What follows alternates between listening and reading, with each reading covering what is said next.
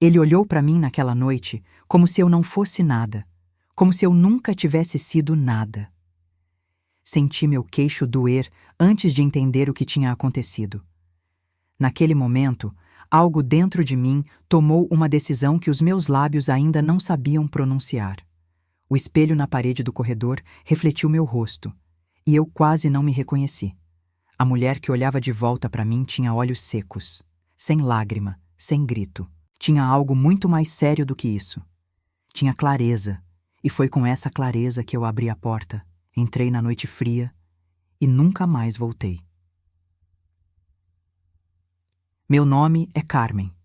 Tenho 46 anos, e por 14 deles eu deixei um homem me convencer de que o mundo lá fora era perigoso demais para mim, que eu precisava dele para sobreviver, que sem ele eu seria destruída.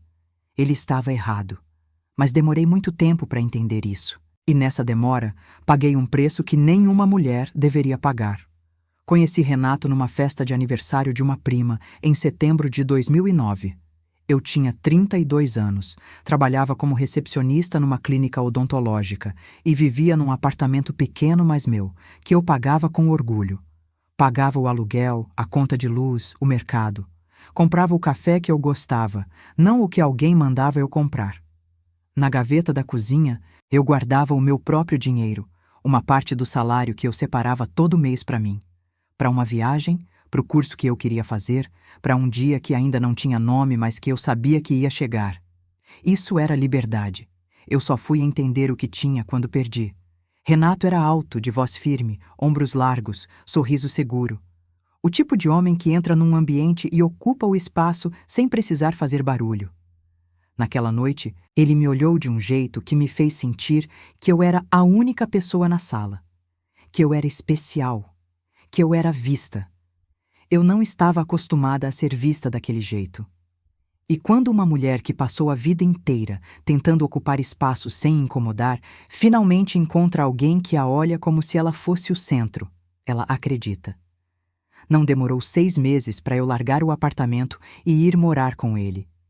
Minha mãe tentou me avisar. Disse que ele era possessivo demais, que ela não gostava de como ele ficava me olhando quando eu conversava com outras pessoas, que parecia um olhar de dono, não de namorado.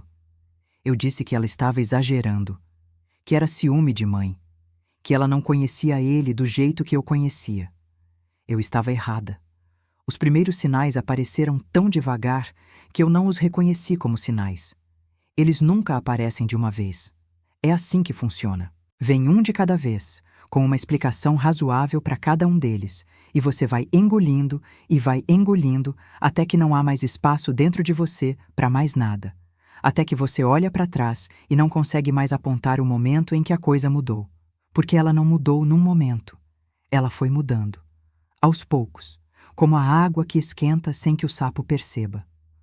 O primeiro sinal foi o telefone. 2 anos depois que eu fui morar com ele, Renato começou a pedir que eu deixasse meu celular na sala quando ia dormir. Disse que a luminosidade da tela atrapalhava o sono dele. Parecia razoável. Eu deixei.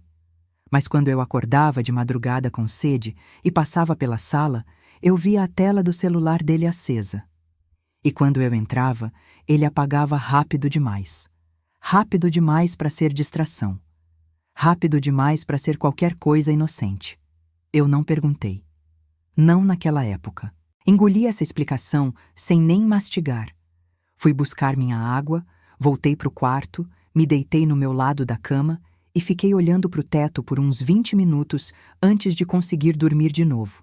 Era o começo. Eu não sabia. Mas alguma parte de mim guardou.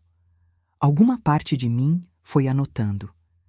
Em silêncio, sem que eu permitisse, sem que eu percebesse, ela foi guardando cada detalhe. Cada tela apagada rápido demais.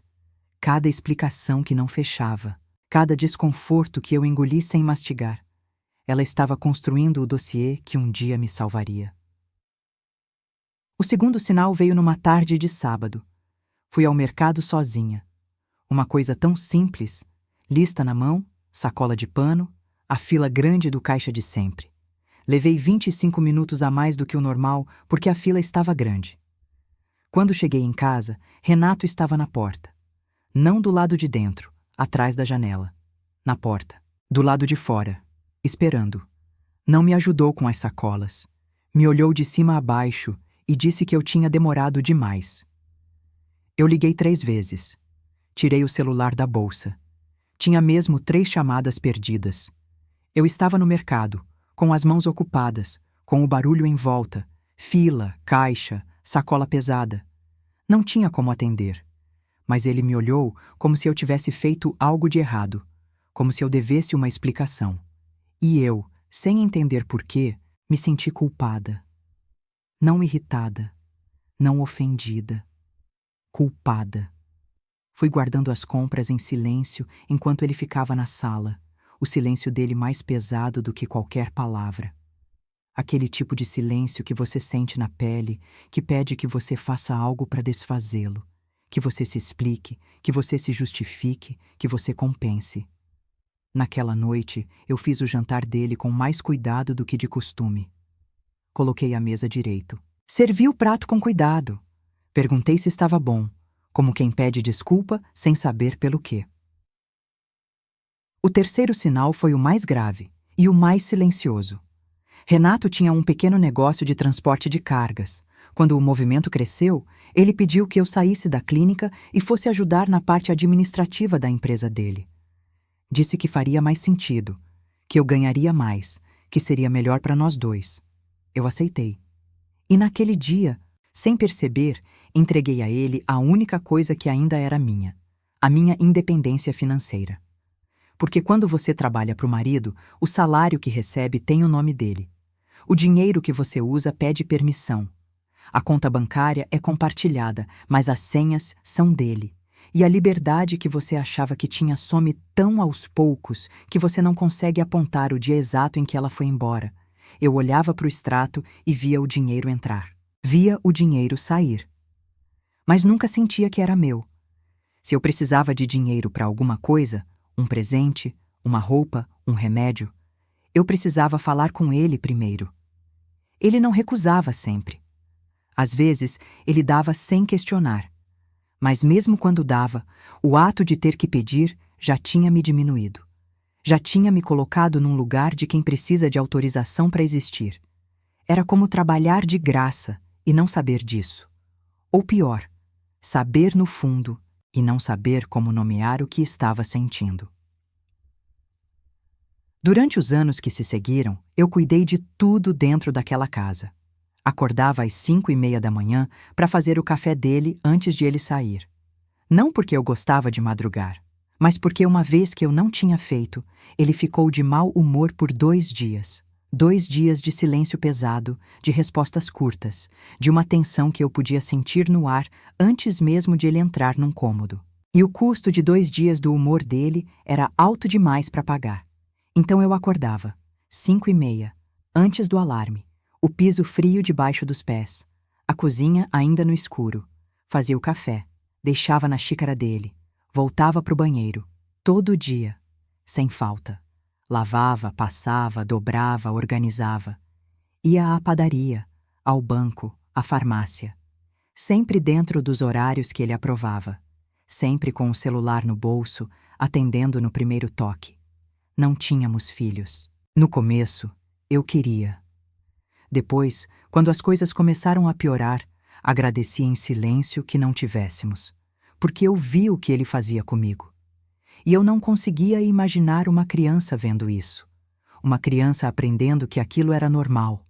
Uma criança crescendo achando que amor tem esse peso. Nos primeiros anos, as ofensas eram pequenas, palavras jogadas de passagem. Um tom de voz que diminuía sem levantar. Você não sabe fazer isso direito. Você não pensa antes de falar. Que sorte a sua de ter alguém que cuida de você. Eu ia engolindo, ia acreditando, porque quando a voz que te rebaixa é a única que você ouve todo dia, ela começa a parecer verdade. Não de uma hora para outra, mas um dia você percebe que antes de dizer qualquer coisa, você já está calculando se ele vai gostar. Que antes de escolher qualquer coisa, você já está imaginando a reação dele. que você parou de ter opiniões e começou a ter respostas. É assim que uma pessoa para de existir dentro de uma relação. Devagar, sem barulho. Como a luz de um cômodo que vai sendo escurecida, uma vela de cada vez. Até que você está no escuro e já nem lembra de quando havia luz. Se essa história está tocando em algo que você já sentiu, se você conhece esse peso de carregar tudo sozinha, de ir engolindo, de ir acreditando que a culpa é sua, eu escrevi algo para você. O e-book para mulheres que estão cansadas de ser fortes está no link da descrição. São 30 capítulos escritos para a mulher que chegou no limite e ainda não sabe como voltar para si mesma. Se preferir ouvir, o audiobook também está disponível, feito para ouvir à noite um capítulo de cada vez no silêncio que só você conhece. O link está aqui embaixo.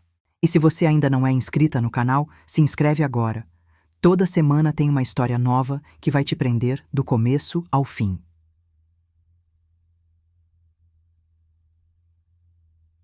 No 5º ano, Renato começou a controlar minha saída de casa. Eu precisava avisar onde ia, com quem, por quanto tempo. Se demorava mais do que o previsto, ele ligava. Se eu não atendesse, chegava em casa para uma interrogação que durava horas. Não era pergunta. Era julgamento disfarçado de pergunta. Onde você estava? Por que demorou? Quem estava lá? Por que você não atendeu logo? Minhas amigas foram sumindo, não porque elas deixaram de gostar de mim, mas porque Renato era capaz de ficar mal-humorado por dias inteiros se eu saísse com elas. Ficava quieto, pesado, de queixo fechado. Não gritava, não proibia, não dizia não. Só ficava assim. E com o tempo, a conta de sair ficou cara demais de pagar. Era mais fácil não ir. Era mais fácil mandar mensagem para Rosana dizendo que estava ocupada. Para Célia dizendo que não me sentia bem. Para Fátima dizendo que a gente marcava para semana que vem. Semana que vem nunca chegou. Eu parei de sair. E elas foram parando de convidar. Não de uma vez. Foram espaçando. Uma mensagem por mês virou uma de vez em quando virou nada. Eu não as culpo. Uma amiga que nunca está disponível, que cancela tudo, que parece sempre com pressa para ir embora. Com o tempo, as pessoas param de insistir. Era exatamente o que ele queria, que eu ficasse sem onde ir, que eu ficasse sem para quem recorrer. Porque uma mulher sem rede é uma mulher que precisa só dele. No 7º ano, vieram os primeiros empurrões.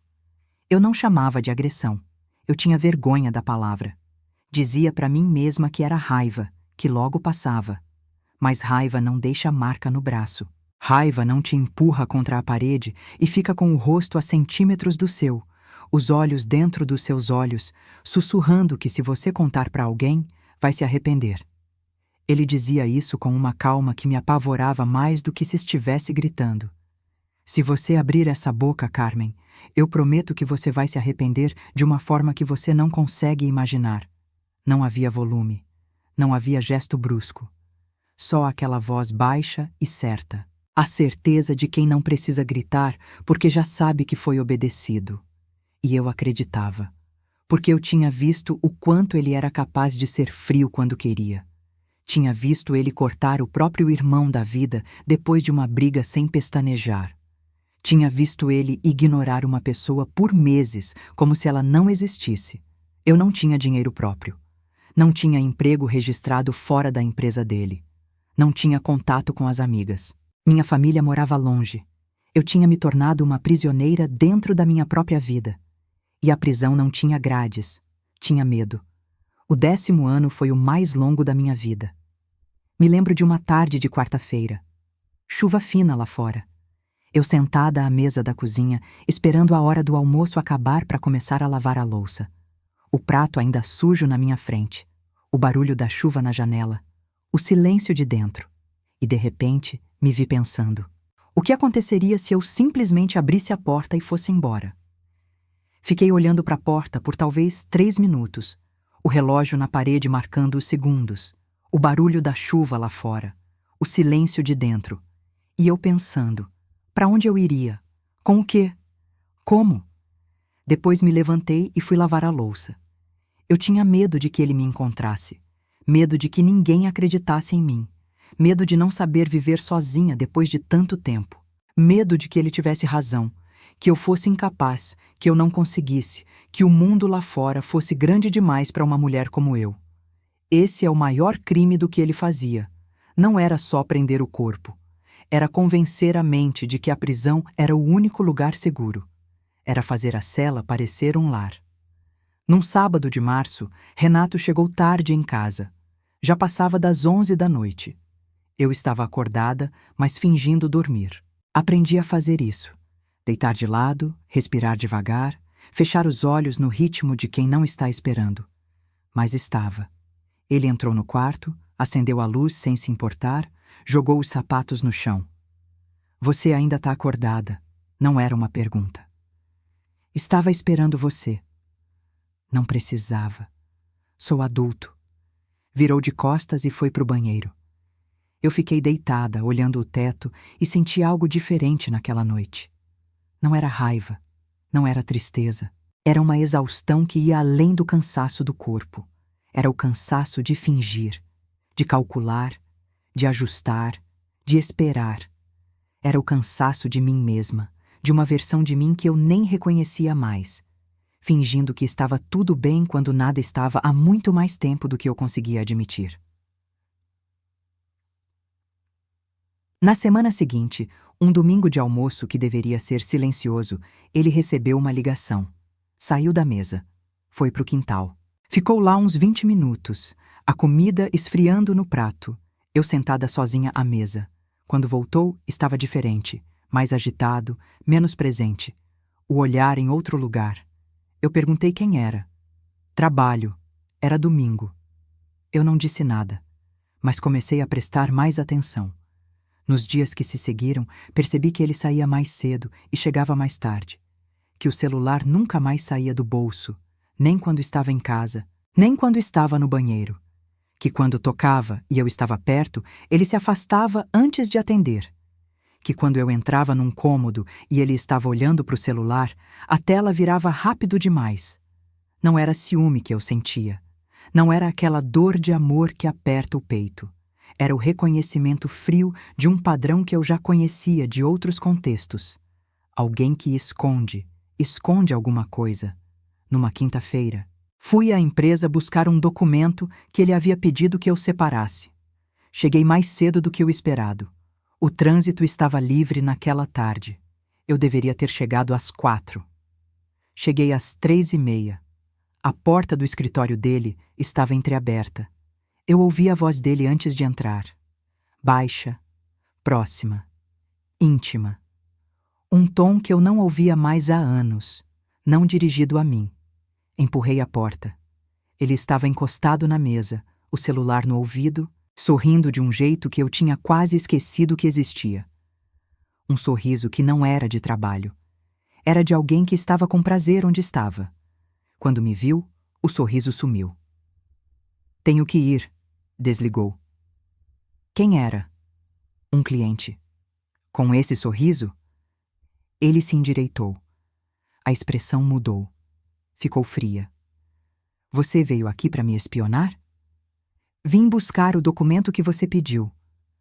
Não precisava vir pessoalmente, eu mandava alguém. Ito. Ali eu entendi. Não com certeza. Não com prova, mas entendi daquele jeito que o corpo entende antes da cabeça. Aquela fisgada no meio do peito que não tem nome, mas tem peso. E o pior não era a traição em si. O pior era perceber que eu estava tão isolada, tão controlada, tão apagada dentro daquele casamento que nem energia para me indignar eu tinha. Não havia raiva, não havia lágrima. Eu só sentia um vazio imenso no estômago, como quando você chega numa gaveta e percebe que está vazia. Sem surpresa, sem espanto, só o vazio. E voltei para casa. Fiz o jantar, coloquei o prato na mesa. Jantamos em silêncio.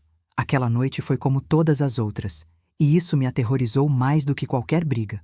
Nas semanas que se seguiram, Renato ficou mais agitado, mais irritável. Qualquer coisa virava estopim. Se o almoço demorava, ele bufava. Se eu perguntava algo sobre as finanças da empresa, ele virava e dizia que não era problema meu. Você só precisa cuidar da casa. Eu cuido do resto. Eu estava cuidando da casa há 14 anos. 14 anos de madrugar para fazer café. 14 anos de conta paga, de roupa dobrada, de geladeira abastecida, de documentos organizados, de clientes atendidos, de problemas resolvidos antes que ele soubesse que existiam. E ainda era só a casa. Mas eu ficava quieta, porque a alternativa ao silêncio era pior do que o silêncio. Até aquela segunda-feira, junho, frio entrando pela fresta da janela. Eu havia esquecido de pagar uma conta no aplicativo. Ele tinha me pedido pela manhã. Eu esqueci, com a cabeça carregada, com o cansaço dos últimos dias, com tudo que eu estava tentando processar, sem mostrar que estava processando. Quando ele chegou e descobriu, a expressão dele foi a de alguém que estava esperando uma desculpa, que estava com fome de uma briga. 14 anos e você ainda não aprende. Eu esqueci, Renato. Posso pagar agora. Você é inútil, Carmen. Sempre foi. Abri o aplicativo para pagar a conta. Ele arrancou o celular da minha mão. Deixa. Eu mesmo faço. Como sempre. Eu fiquei parada. Ele jogou o celular em cima da mesa. Ficou me olhando com aquela expressão cansada, como se eu fosse um peso do qual ele estava farto. Não sei por que ainda fico com você. E eu disse, antes mesmo de pensar. Eu também não sei. Ele me olhou. Foi rápido. Tão rápido que meu cérebro não processou o movimento antes do impacto. A palma da mão dele no meu rosto, aberta, forte. Eu tombei de lado. A mão direita foi para o balcão da cozinha por reflexo. Os dedos bateram no mármore frio. O barulho do toque foi alto no silêncio da casa. Por alguns segundos, não havia som. Só o meu coração. Só o frio do mármore debaixo dos meus dedos. Só a dor chegando em ondas no lado direito do rosto. Primeiro quente, depois fundo, depois aquela latejada que fica. Depois, apenas a minha respiração. Lenta, involuntária. O corpo respirando porque precisa, não porque quer. Eu olhei para ele. Ele estava parado, ainda com a mão levantada, como se estivesse surpreso com ele mesmo. Carmen. Eu não disse nada. Não havia nada a dizer. Me endireitei devagar. Os joelhos firmes por esforço de vontade que eu não sabia que ainda tinha. Passei pela sala. Fui até o corredor. E então vi o espelho. Vi meu rosto. O lado direito começando a ficar vermelho. Os olhos sem lágrima, sem grito. Tinham apenas aquilo, clareza. E foi ali que algo dentro de mim terminou. Não foi um pensamento poético. Não foi uma decisão heróica. Foi só o reconhecimento de que eu tinha chegado num limite que não existia mais. Que a mulher no espelho não ia mais esperar. Que aquela noite era diferente de todas as outras.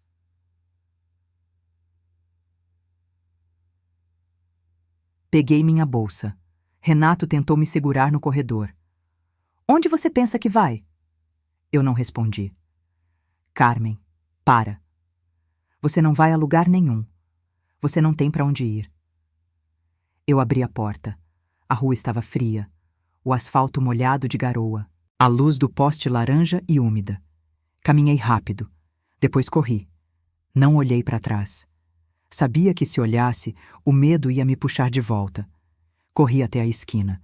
Peguei o primeiro táxi que passou. O motorista me olhou pelo retrovisor.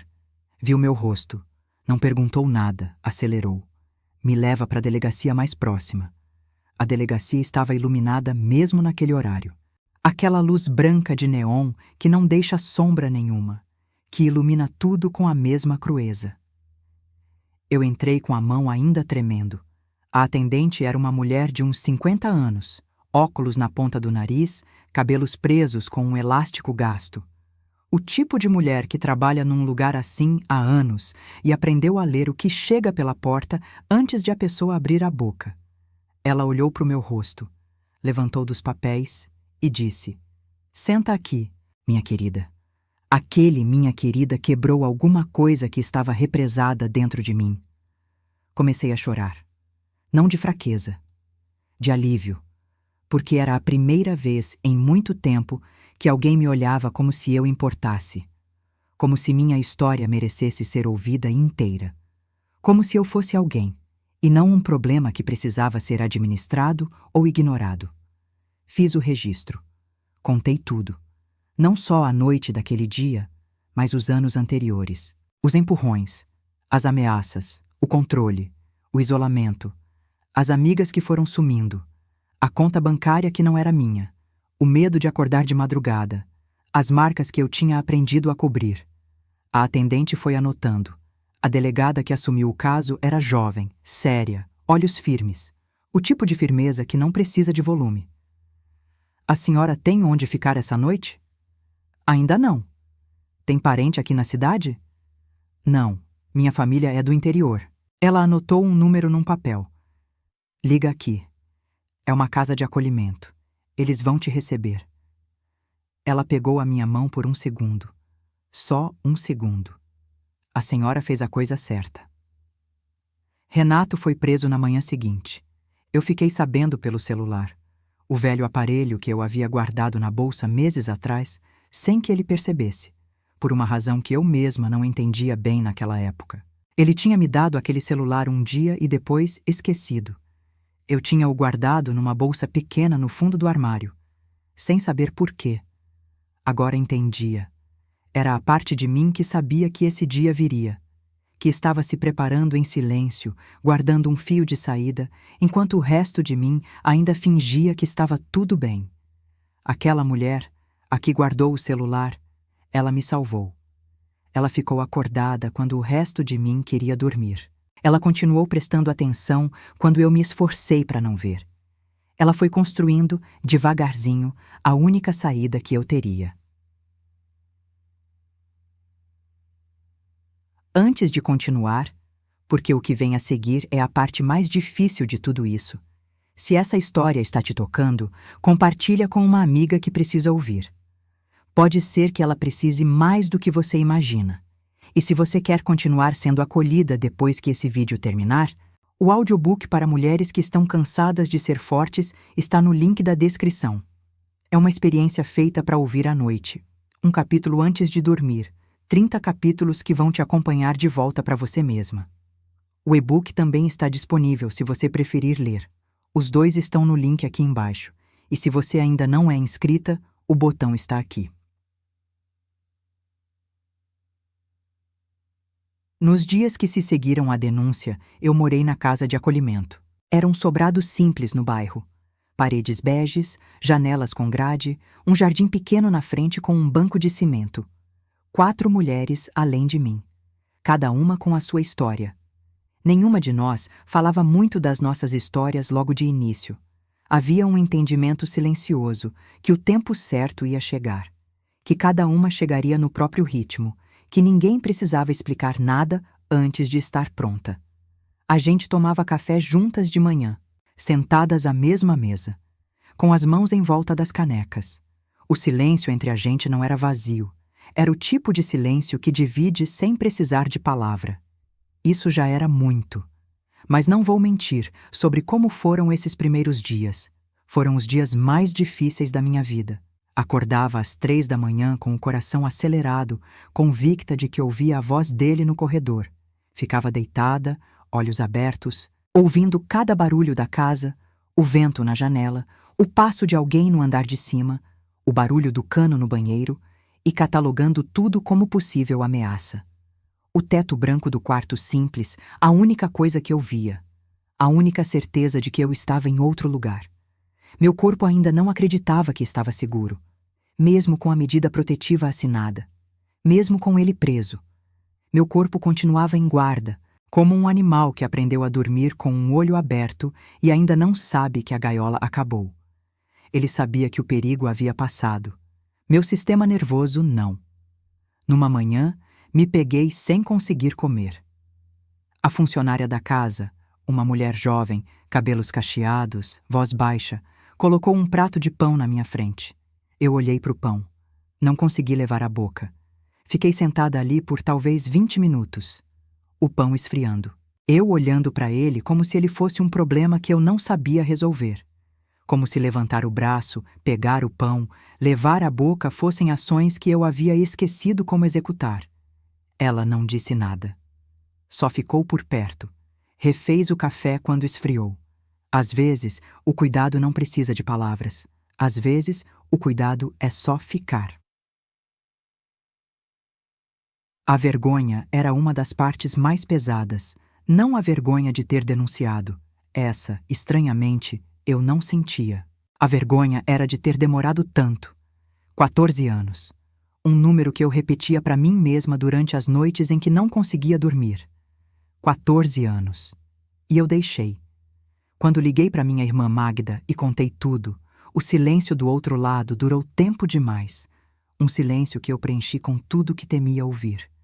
Mas, Carmen, 14 anos. Por que você não me disse nada? Eu não soube responder. Como se explica o medo para quem nunca viveu dentro dele? Como se traduz para palavras a lógica de uma prisão que não tem grades? Como se diz que havia dias em que eu acreditava que era culpa minha? Que havia noites em que eu pensava que se eu fosse diferente, mais cuidadosa, mais atenta, mais quieta, talvez não tivesse chegado naquele ponto? Magda ficou quieta mais um pouco. Você devia ter me ligado antes. Ela não estava com raiva de mim. Eu sabia, mas a frase doeu do mesmo jeito, porque eu precisava que alguém me dissesse que tudo ia ficar bem. E o que eu estava recebendo era o peso da dúvida. Desliguei o telefone. Fiquei olhando pela janela por um longo tempo. O céu estava limpo lá fora, daquele azul que parece não ter fundo. E eu pensei, Magda tinha razão. E eu tinha feito o que pude com o que tinha. As duas coisas eram verdade ao mesmo tempo. Numa tarde, 3 semanas depois da denúncia, o celular tocou. Número que eu não reconheci. Atendi. Era a voz de um irmão de Renato. Voz pausada, cuidadosa. O tipo de cuidado que não é gentileza. É estratégia. Carmen, ele tá mal. Você não vai deixar ele ser julgado por isso, vai? Vocês podem resolver entre vocês. A família pode ajudar. Fiquei em silêncio. Minha mão estava tremendo enquanto eu segurava o celular. Porque uma parte de mim, uma parte pequena e exausta, queria que fosse simples assim. Queria que houvesse uma conversa que resolvesse 14 anos. Que houvesse uma palavra certa que apagasse tudo. Mas eu sabia que não havia. Aquela voz, aquele tom, a tentativa de me convencer de que o que havia acontecido podia ser resolvido entre nós, era exatamente o mesmo mecanismo. A mesma engrenagem, diferente rosto, mesmo funcionamento. A mesma lógica que me havia mantido presa por tanto tempo. Que o problema era algo que eu e ele poderíamos resolver. Que era uma questão privada. Que família cuida dos próprios problemas. Desliguei sem responder. Fiquei sentada na beira da cama por um longo tempo, olhando para o chão. Não foi heroísmo, foi esgotamento que se tornou decisão. O processo legal avançou, a medida protetiva foi expedida. Ele não poderia se aproximar. O advogado que a casa de acolhimento me indicou, jovem, cabelos curtos, voz pausada, foi claro desde o início. A senhora tem direito à partilha de bens. Vamos entrar com isso em paralelo. Eu nem tinha pensado nisso. Pensava que fuga era o suficiente. Pensava que sair já era demais para pedir. Pensava que o que eu queria era só distância, que eu não merecia mais do que isso. Mas ele tinha razão. Entre os bens do casal, havia um carro registrado em nome de Renato, mas comprado com dinheiro que também era meu. Anos de trabalho dentro da empresa dele, horas e horas de administrativo, de cliente atendido, de problema resolvido, registradas em documentos que ele havia assinado na frente de testemunhas. O advogado trabalhou, e algumas semanas depois, o carro foi avaliado. A partilha foi estabelecida. Minha parte entrou na conta. Não era uma fortuna. Era, literalmente, o dinheiro do meu próprio trabalho voltando para mim. Era o que era meu. Sempre havia sido meu. Eu fiquei acordada na noite em que o dinheiro entrou na conta. Não de alegria, de incredulidade. Era a primeira vez em anos que eu via um número numa tela e sabia que ele era meu. Só meu. Sem pedir, sem justificar, sem dever nada a ninguém. Fiquei olhando para aquela tela por muito tempo. O brilho fraco do celular no quarto escuro da casa de acolhimento. E pensei, isso é meu. 2 palavras, 3 letras cada. Mas naquela noite, eram as 2 palavras mais pesadas e mais leves que eu já tinha pensado ao mesmo tempo. Pesadas pelo tempo que levaram para chegar, leves pelo que significavam dali para frente. Foi numa manhã de outubro, 3 meses depois daquela noite, que eu tomei a decisão. Acordei antes do alarme. Fui até a janela da casa de acolhimento. O céu estava cor de chumbo, mas sem chuva. Fiquei parada ali por um tempo, com as mãos apoiadas no parapeito, olhando para o bairro lá embaixo, acordando. Pensei no Rio de Janeiro. Nunca havia morado lá. Conhecia por uma viagem, anos atrás. Lembrava das ruas largas, do barulho constante, daquela sensação de que ninguém te conhece e ninguém te rastreia. De que você pode andar na calçada sem que ninguém saiba seu nome ou sua história. E foi exatamente isso que me atraiu. Ninguém me conhecia lá. Eu poderia ser qualquer pessoa. Poderia ser quem eu ainda não sabia que era. Poderia, pela primeira vez em muito tempo, descobrir. Comprei a passagem de ônibus naquela tarde, uma mala, 2 bolsas. Tudo o que eu precisava cabia nelas. E pela primeira vez em muitos anos, isso me pareceu suficiente. O ônibus saiu à 00:30. Eu olhei pela janela enquanto a cidade ia ficando para trás. As luzes sumindo devagar. Os prédios se tornando silhuetas. Depois nada. Não senti saudade. Senti o peso de 14 anos começando a escorrer de mim, como água de roupa molhada sendo torcida. Dormi 2 trechos do caminho. Quando acordei e vi o amanhecer pelo vidro, o céu estava laranja na borda do horizonte. Aquela faixa de cor que aparece antes do sol, quando ainda é noite, mas você já pode ver que vai ser dia. A estrada reta, o mundo começando devagar. E eu pensei, sem drama, sem discurso, eu ainda estou aqui. Simples assim, eu ainda estou aqui. Cheguei ao Rio numa manhã de terça-feira. Não conhecia ninguém. Tinha o endereço de uma pensão que uma das mulheres da casa de acolhimento havia me indicado. Um bilhete dobrado na minha bolsa, escrito à mão com caneta azul, a letra caprichada de alguém que queria ter certeza de que eu conseguiria ler. Era no bairro de Ramos. Simples, limpa, razoável. A dona da pensão era uma senhora chamada Conceição.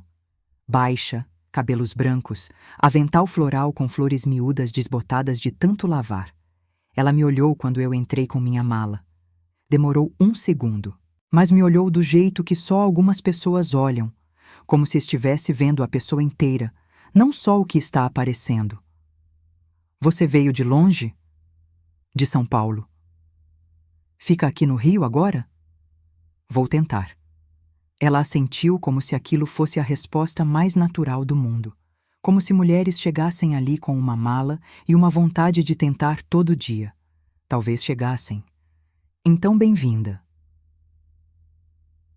Na primeira semana, eu saía todo dia e andava, sem destino, só andando. Precisava aprender de novo a não ter medo de estar na rua.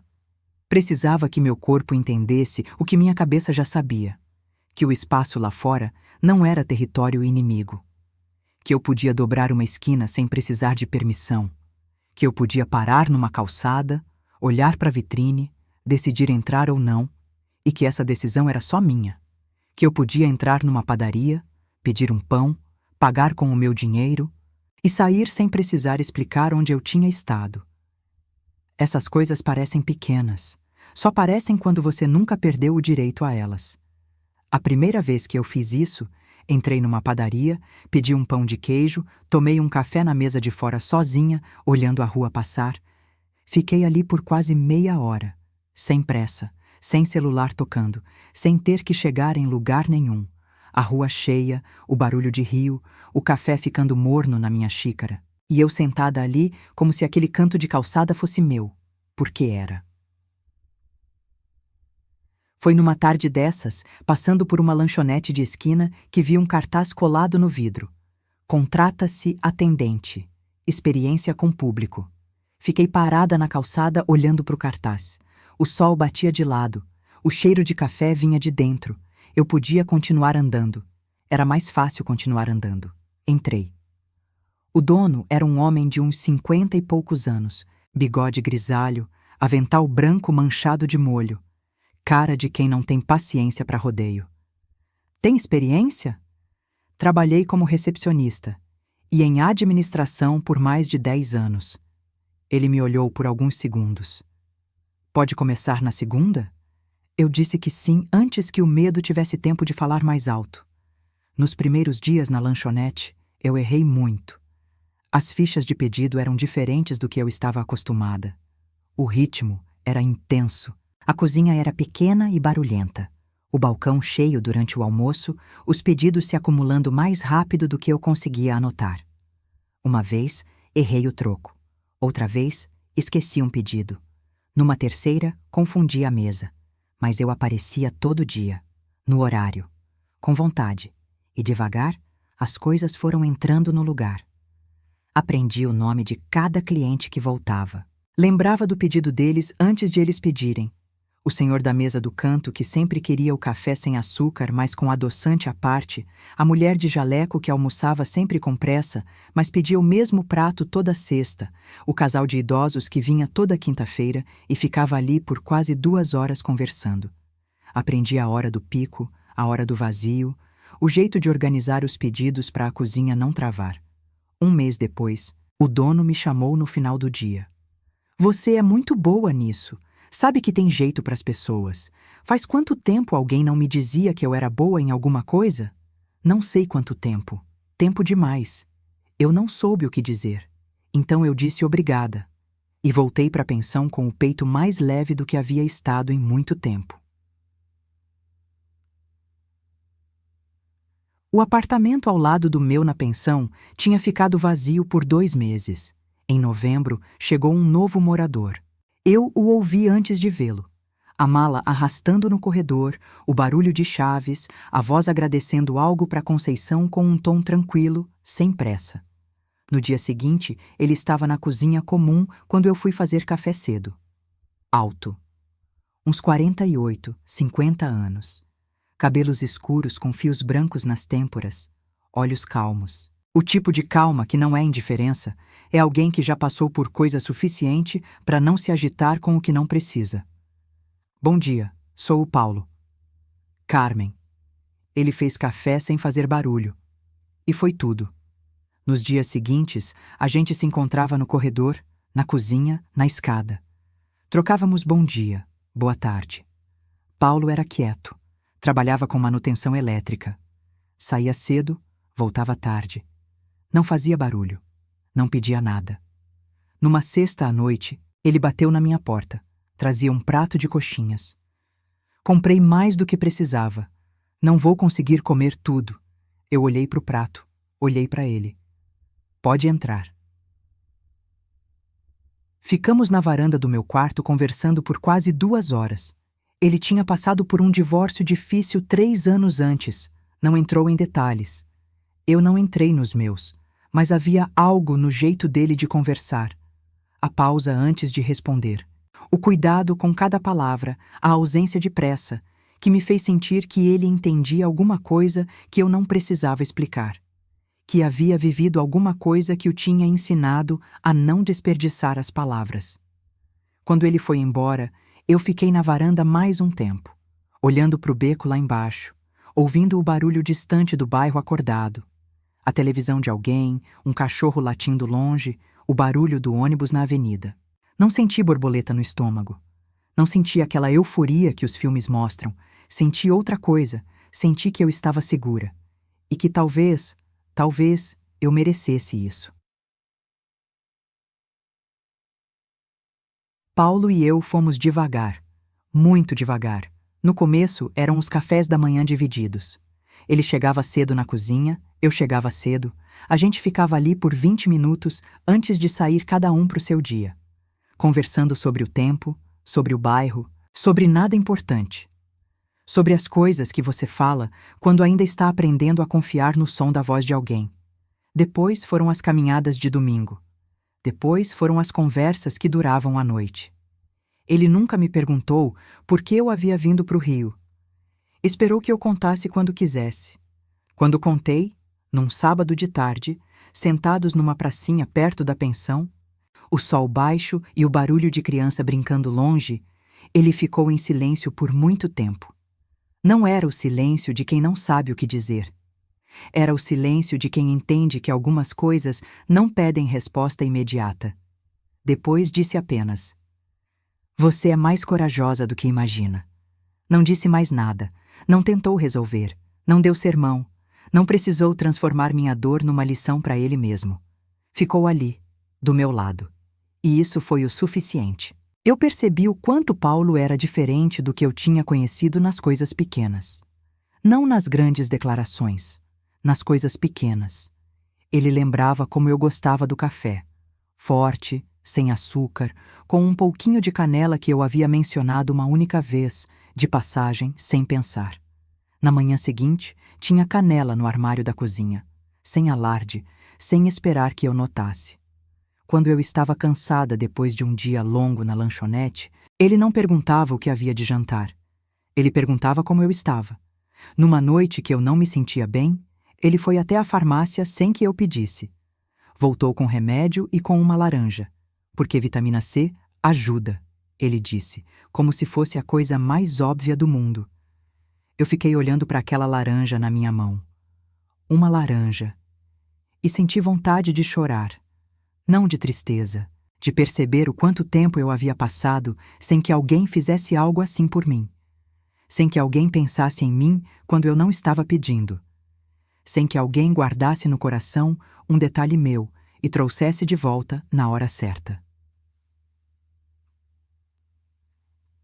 Num domingo de fevereiro, 4 meses depois da minha chegada ao Rio, Paulo me convidou para um passeio na Quinta da Boa Vista. Estava um dia de sol claro, aquele azul sem nuvem que o Rio reserva para as manhãs que quer mostrar o melhor de si. A gente caminhou por quase 3 horas. Conversamos sobre tanta coisa, sobre as cidades onde havíamos crescido, sobre comidas de que gostávamos, sobre lugares que queríamos conhecer um dia, sobre plantas. Ele sabia o nome de várias que a gente encontrou pelo caminho, sobre pássaros, sobre a arquitetura do parque. Em nenhum momento ele me fez sentir pequena. Em nenhum momento ele me olhou como se eu fosse um problema a ser administrado, uma presença a ser tolerada, uma mulher que precisava ser controlada para ficar no lugar. Ele me olhava como alguém que estava com prazer onde estava. Na volta, esperando o ônibus, ele pegou minha mão. Não disse nada, só segurou, como se fosse natural, como se já fosse sempre assim. Eu deixei. E fiquei olhando para frente, para a rua, para o ônibus que se aproximava, com a mão de alguém que me escolheu segurando a minha. Antes de ir, se essa história tocou em algo dentro de você, quero que saiba que o e-book para mulheres que estão cansadas de ser fortes foi escrito exatamente para esse lugar que você está. Não é autoajuda, não é receita, é um livro que senta do seu lado e fica. 30 capítulos. O link está na descrição. Se preferir ouvir, o audiobook também está lá, narrado para o silêncio da sua noite. Hoje, quando olho para trás, eu não me vejo como vítima. Eu me vejo como alguém que ficou perdida por muito tempo e que encontrou o caminho de volta. Não foi fácil, não foi bonito, não foi a história que eu havia planejado para minha vida. Teve noites de insônia, teve manhãs em que eu não conseguia nem comer um pão. Teve o peso do medo que demorou meses para ir embora de verdade, que ainda aparece às vezes, num sonho, num reflexo, numa voz que tem o mesmo tom.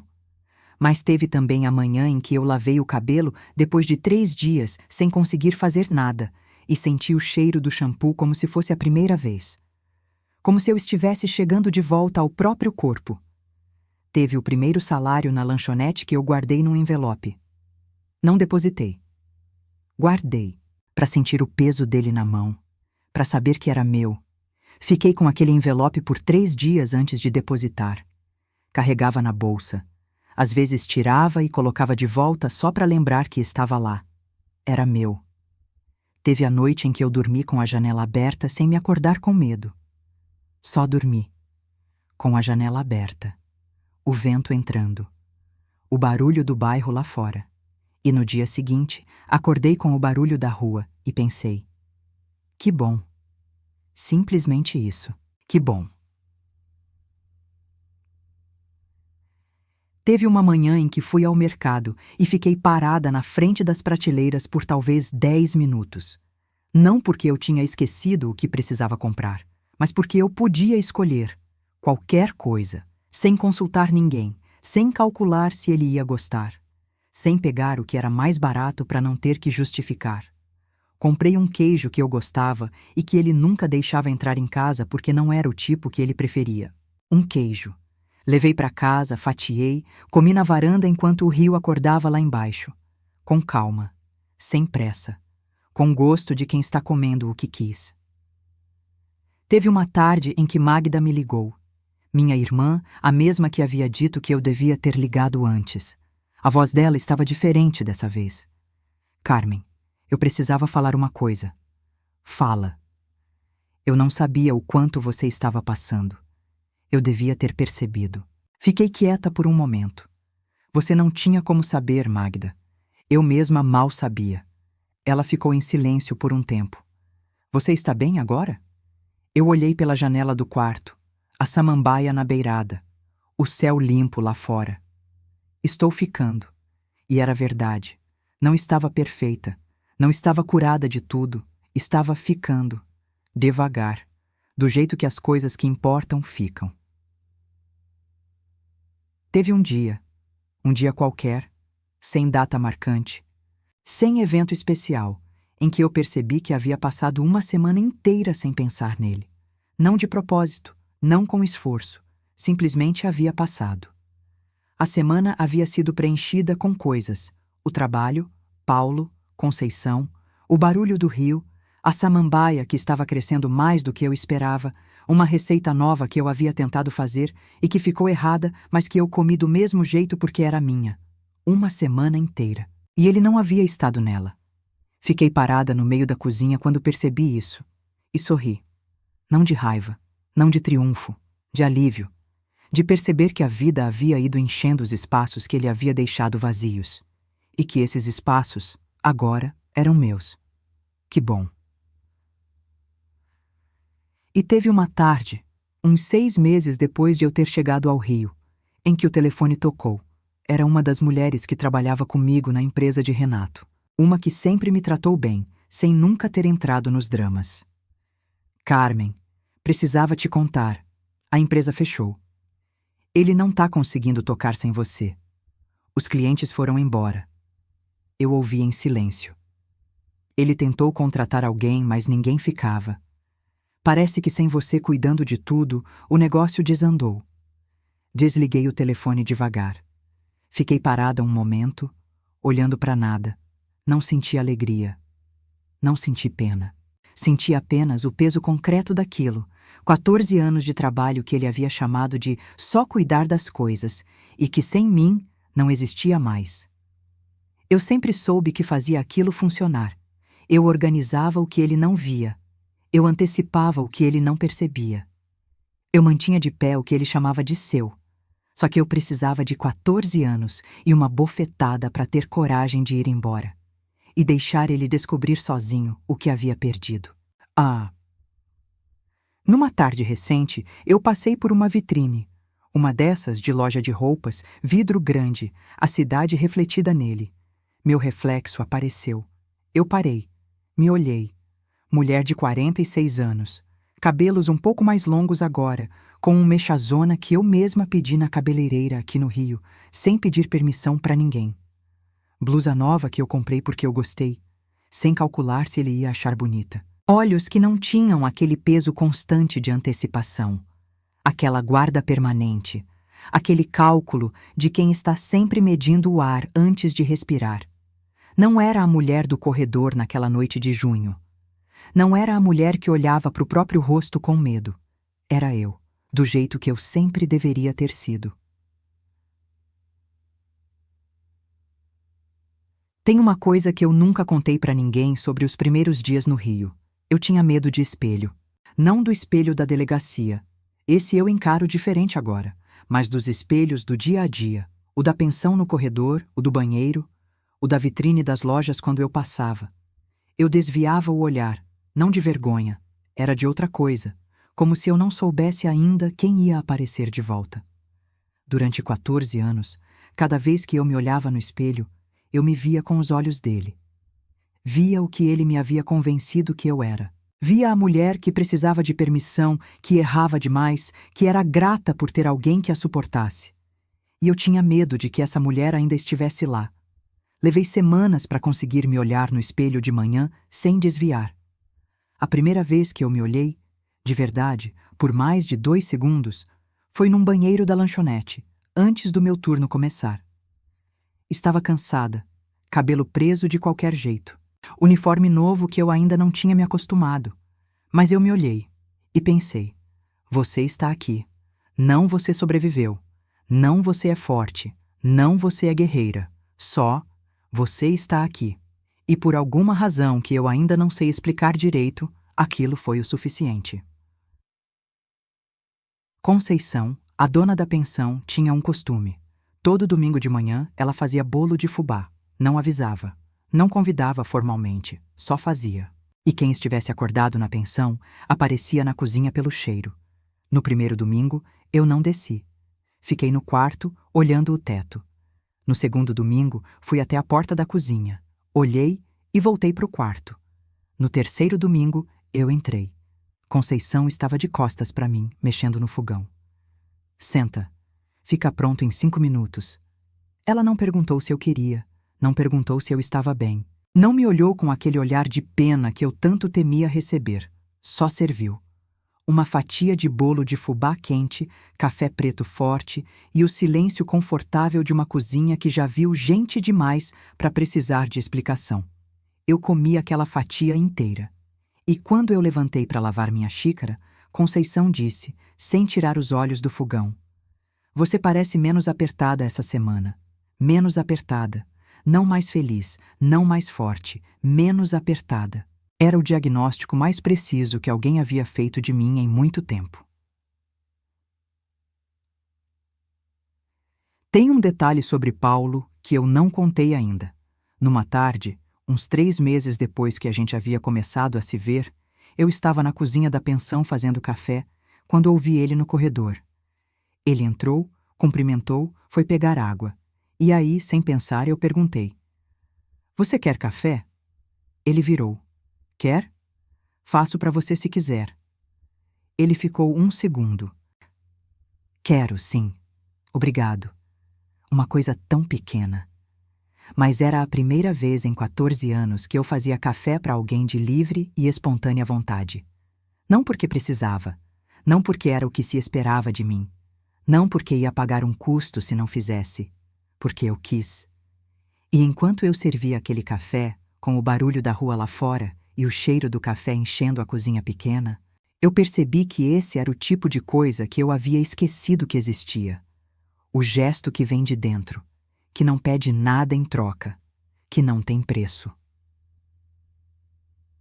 Meses depois, numa tarde de sábado em que eu estava sozinha no apartamento que eu havia alugado, um quarto e sala perto da lanchonete, primeiro lugar que era só meu em 14 anos, eu fiz uma coisa pequena.